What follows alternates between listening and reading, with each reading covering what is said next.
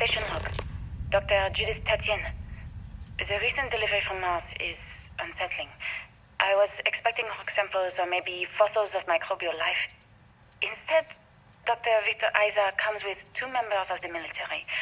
Everything they've brought back is under wraps. What could a theoretical physicist need with a sample from Mars? Station log. Dr. Judith Tatien.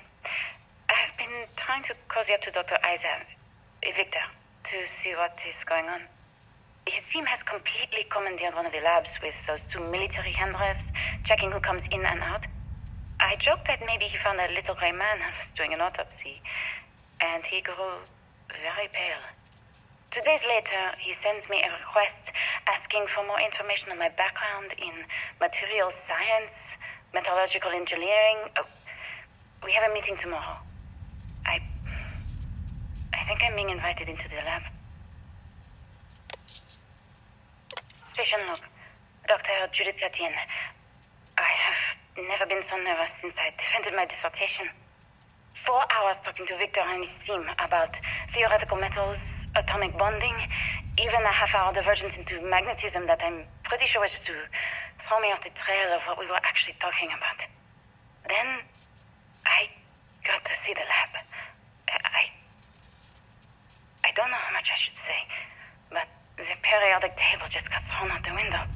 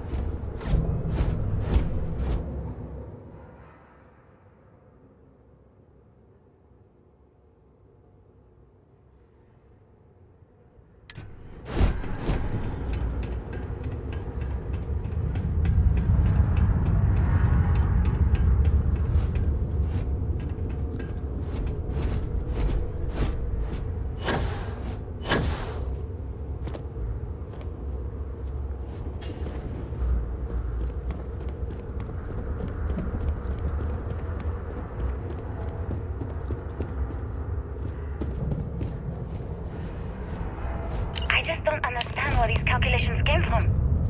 There's something wrong with the math? I think it's quite straightforward. That's not what I'm asking.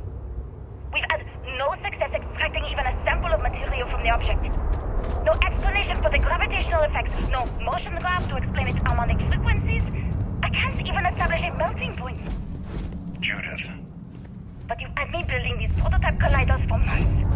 And now you want me to pump helium-3 into it based on this equation you've written on a goddamn napkin?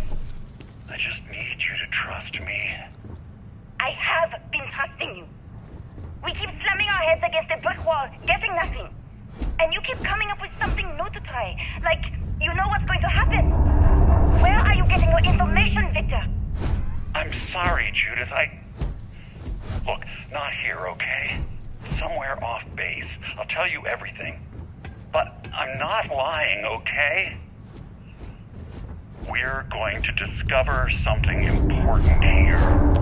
I promise.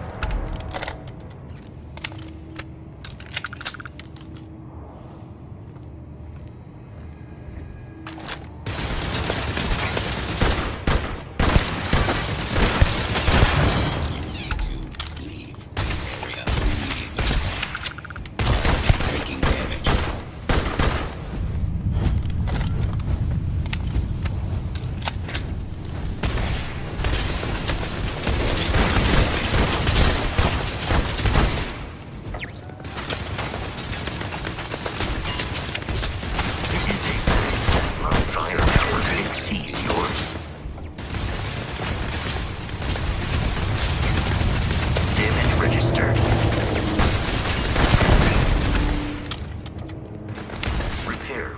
Protocol. Required.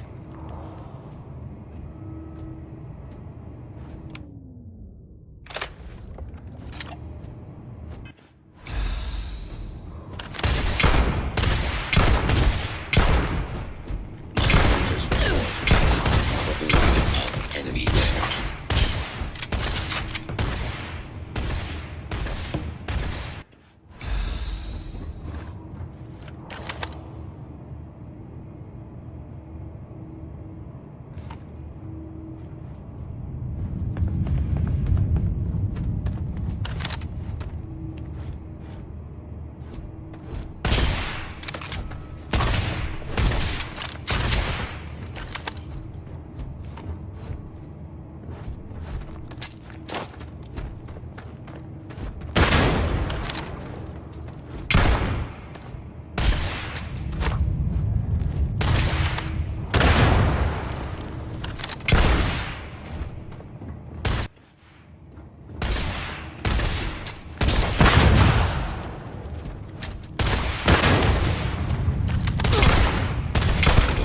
System failure.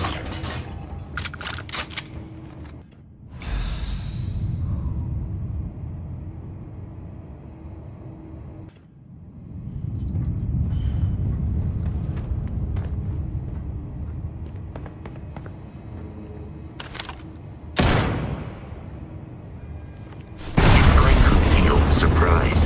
I believe I would be experiencing it now.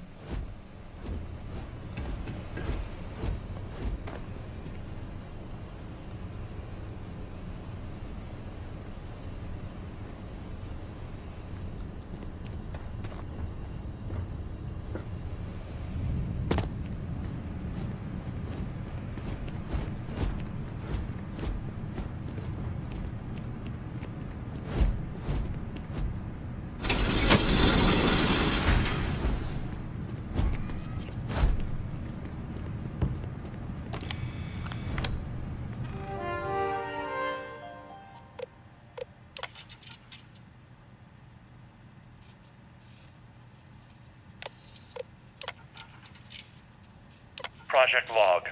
Dr. Victor Isa. We turned on the prototype today.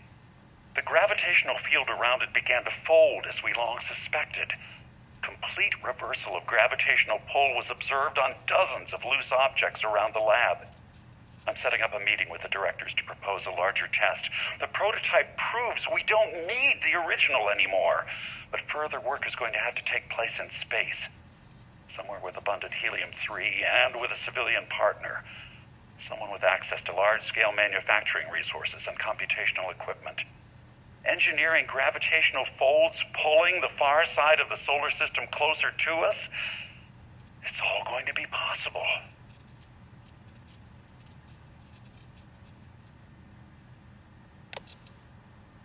Project Log, Dr. Judith Tatien. I watched the grav drive tests from the moon today. It was the first time we were able to talk to the team at Nova Galactic directly. So many things were under wraps before, but now everyone wants all the publicity they can get. I'm already seeing proposals for manufacturing androids of drives, expeditions to Alpha Centauri and beyond. It's also overwhelming and worrying. It could take years, decades, before we know what all these side effects of operating a grav drive can be. But no one wants to hear that right now. Like a bunch of pioneers racing towards the edges of the frontier without knowing about the grizzly bears in the mountains.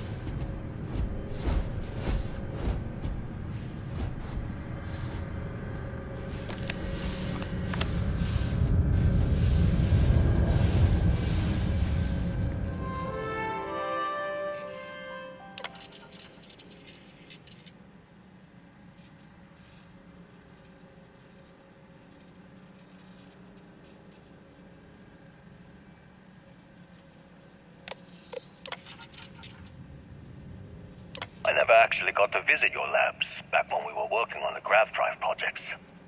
Seems like ancient history now. Only thing we're doing these days is launching weather satellites. Guess this is as good a retirement as any.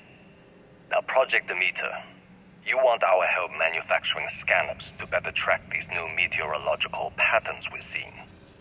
Our guess is that the poles might be naturally shifting, causing some gravitational fluctuations that are throwing off our old models. Why do you need the scanning tolerances to be so small? What are you trying to find? I just want to be sure. It's not like we're doing much these days anyway. The glory days are over. Why not give ourselves a challenge before they write us off in the history books?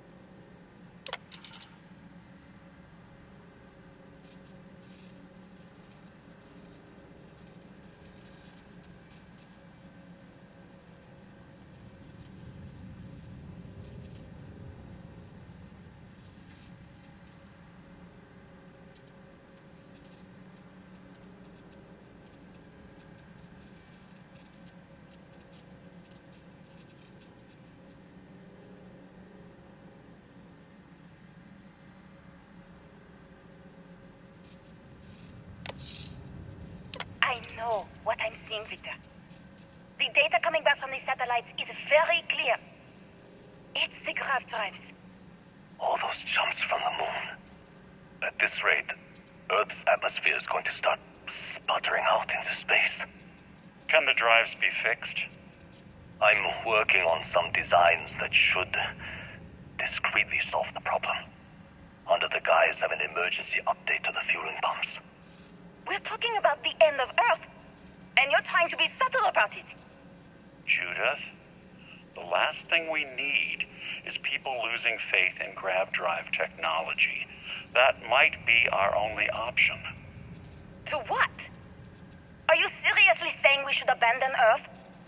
The timeline is under 50 years. A blink of an eye for a planet, but more than enough time for a human exodus. And what do we tell people? We say it's an act of God, one that science has found a solution for. Time for humanity to take its place in the stars. You knew, didn't you? You lied to me. All this time, I dedicated my life to this discovery, Victor. And you knew we were going to kill off our planet? You haven't seen the future I've seen. There's an infinite expanse of promise out there. A meteor could hit Earth, a plague, another world war. Colonizing other galaxies secures humanity's future for all coming generations, across all time. At the expense of our home. Stop it, both of you. All that matters is building enough ships to get everyone off this planet. And we need to start now. I'll draft up a statement. We'll need to address the entire international community. I'm sorry, Judith. There isn't a planet in this universe that will be far enough away from you, Victor. We are never speaking again after this is over. My name is Dr. Victor Isa. And if you're listening to this, then you probably already know the truth. I was young when I first headed the retrieval team of an odd gravitational anomaly on Mars. But I kept what really happened that day hidden from everyone except one other person. Even she didn't believe me at first. But I have no reason to lie to anyone now, so I hope you'll accept this confession, whoever you are. When I touched the anomaly, I experienced 12 days of lost time. I met myself. He told me everything that has since come true. The grav drive equations, the tests on the moon, Earth's atmosphere sputtering away because of what we had done. But he also told me about a city thriving on a planet orbiting a distant star. Human culture, art, music, lifestyles evolving and shining brightly across all of space. What price would I be willing to pay for that future? Maybe you don't believe me. Maybe Judith was right and I'm just a coward who wants to believe his mistakes were justified. But everyone has forgotten about the real origins of the grav drive, this artifact from Mars. I hope you make better use of it than I did.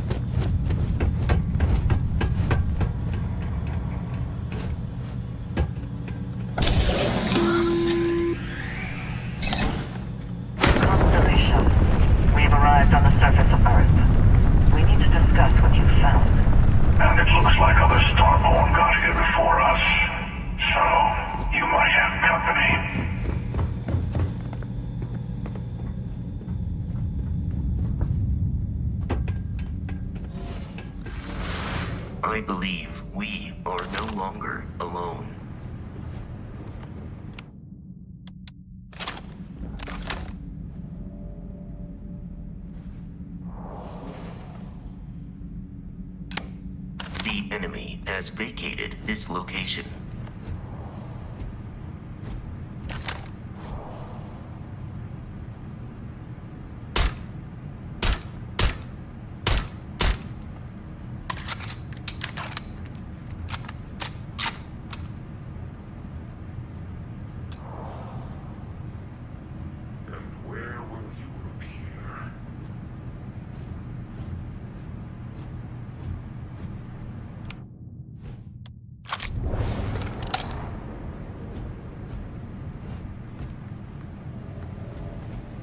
I congratulate.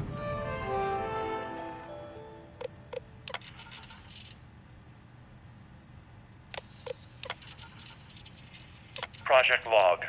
Dr. Victor Isa. We turned on the prototype today. The gravitational field around it began to fold as we long suspected. Complete reversal of gravitational pull was observed on dozens of loose objects around the lab. I'm setting up a meeting with the directors to propose a larger test. The prototype proves we don't need the original anymore. The work is going to have to take place in space.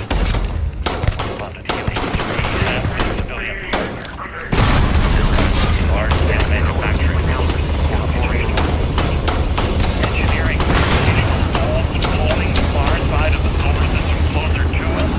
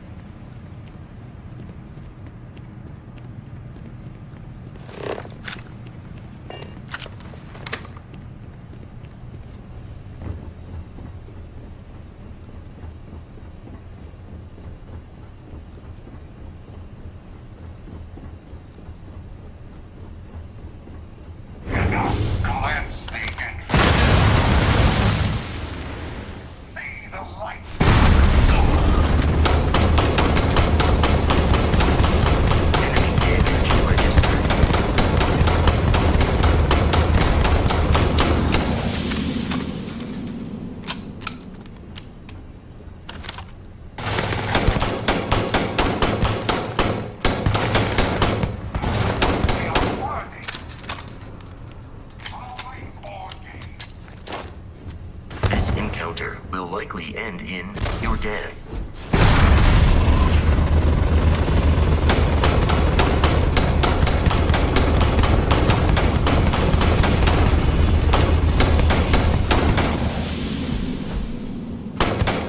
The probability of your defeat is extremely high.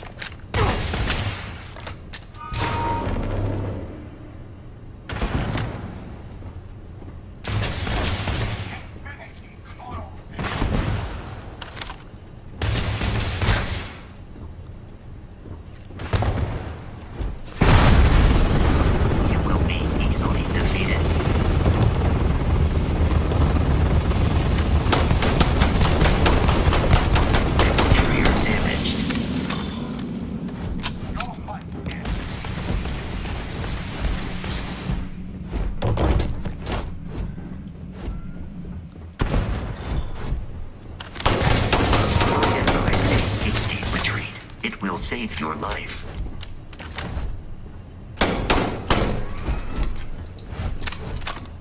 You struggle very well.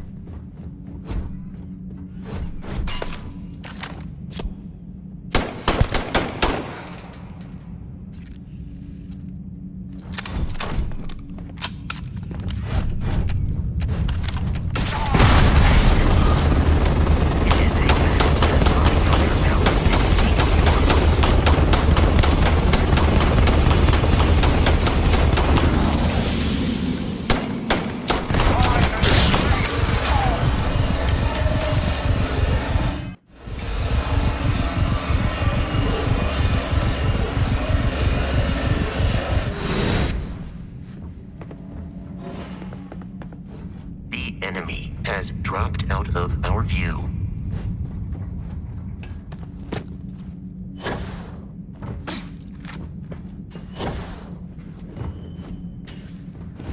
I have defeated the enemy. It is unwise to remain hostile toward us.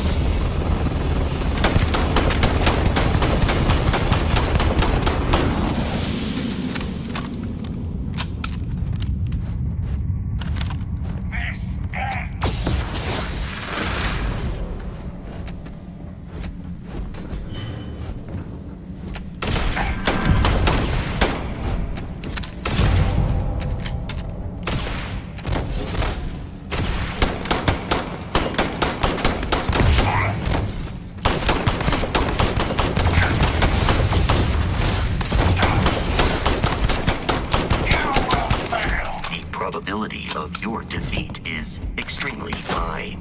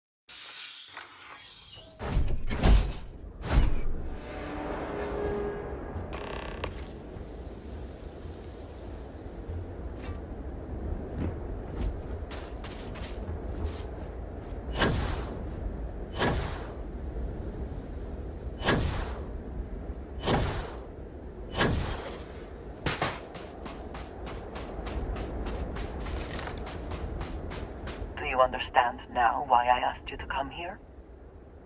The artifacts unlocked the secret of interstellar travel at the cost of Earth. An easy trade, honestly. Why have one world when you can have all the settled systems?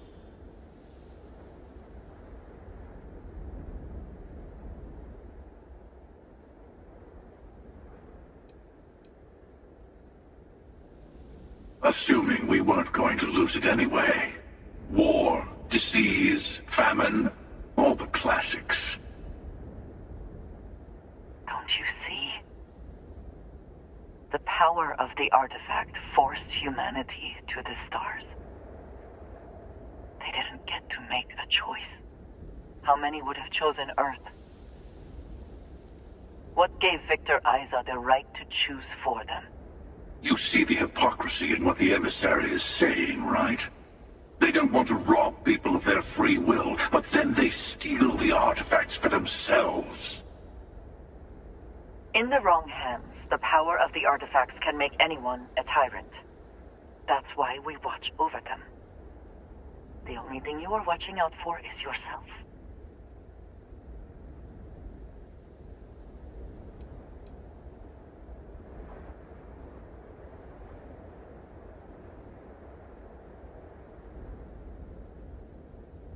Join me, old friend. We can collect the final pieces together. Oh, no you don't. You're not their old friend, remember? You're from another universe. Don't try to manipulate them. Okay. I couldn't win you over on philosophy. How about pragmatism? I'm more powerful than the emissary. Than any other Starborn.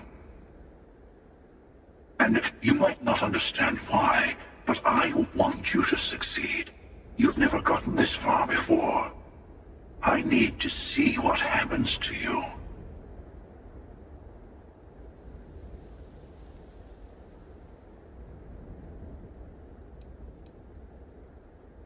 Thank you.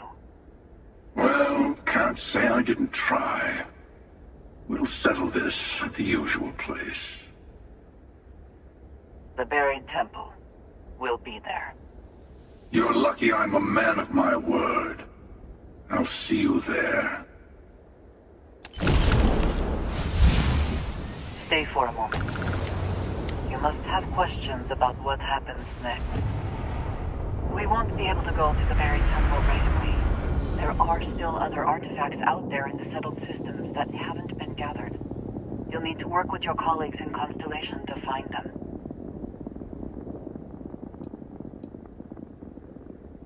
There's always a final artifact in a specific temple. The Hunter and I agreed that whoever you sided with, the other would wait there. Expect anything and everything. Other Starborn, human mercenaries and defenses, alien creatures under mind control. It's all fair game.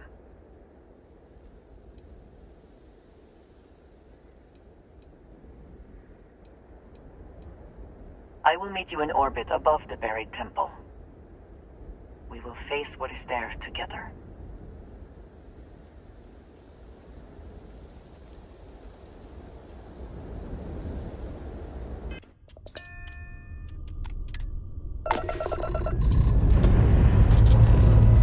Liftoff initiated, Captain.